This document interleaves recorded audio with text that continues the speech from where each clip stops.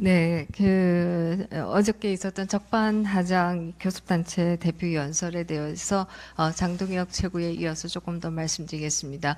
어저께 이 경제에 대한 비판이 굉장히 많이 있었습니다. 그래서 묻고 싶습니다. 문재인 정부의 경제의 성적표라고 한다면 바로 국가부채 400조 증가, 가계부채 500조 증가로 얘기할 수 있습니다. 이것이 정권 교체와 함께 다 리셋이 됐다라고 하면 더 이상 비판할 이유가 없습니다. 그러나 이것은 정권은 교체되었어도 리셋되지 않고 여전히 우리에게 엄청난 부담을 주고 있습니다. 한번 늘어난 예산은 줄어들기 너무나 어려운 게 사실이고요. 뿐만 아니라 늘어난 가계부채는 고금리 시대를 맞아서 가계를 너무나 어렵게 하고 있습니다. 그야말로 가계가 지출할 수 있는 돈을 없애는 게 바로 문재인 정부 시절에 서울 아파트 5억짜리가 10억으로 늘어나면서 가계부채가 늘어난 때문이다. 이런 얘기 드리겠습니다. 뿐만 아닙니다.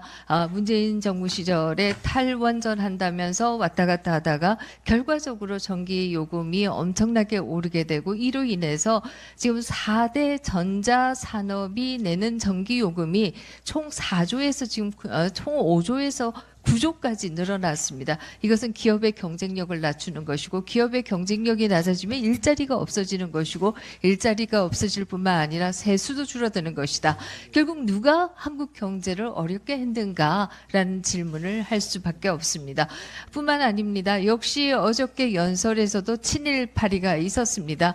이 친일파리에 대해서도 또 한번 얘기를 드리고 싶은데요. 이거야말로 제 눈 찌르기 제 발등 찌르기 논쟁이다. 그리고 우리의 국격을 낮추는 논쟁이다라는 얘기를 드리겠습니다. 최근에 많이 기사화되고 있습니다만은 문다혜 씨의 경우에는 고구식한 대학을 졸업한 것으로 나타나고 있습니다. 일본의 가장 극우적인 대학으로 알려진 곳이고요.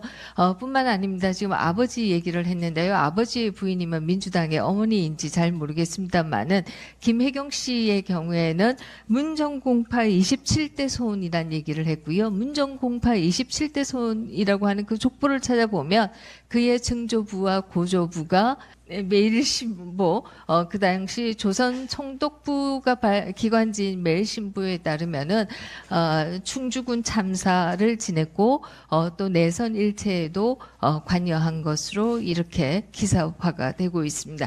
제가 여기서 말씀드리고 싶은 것은 제발 이런 제발등 찍기 논쟁은 이제 더 이상 하지 말자라고 하는 뜻에서 말씀드리는 겁니다. 마지막으로 개헌에 대해서 말씀드리고 싶습니다.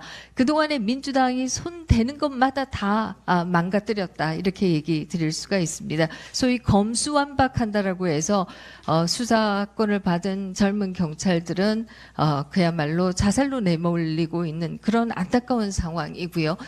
도둑과 사기꾼들은 큰 소리 치고 활보하고 있습니다.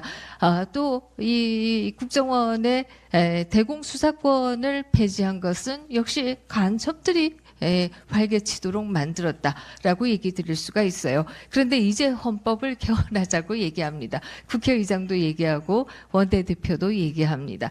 그런데 4년 축임제를 하려면 가장 중요한 게 무엇이냐? 그것은 선거의 공정성이 지켜져야 4년 축임제가 가능합니다.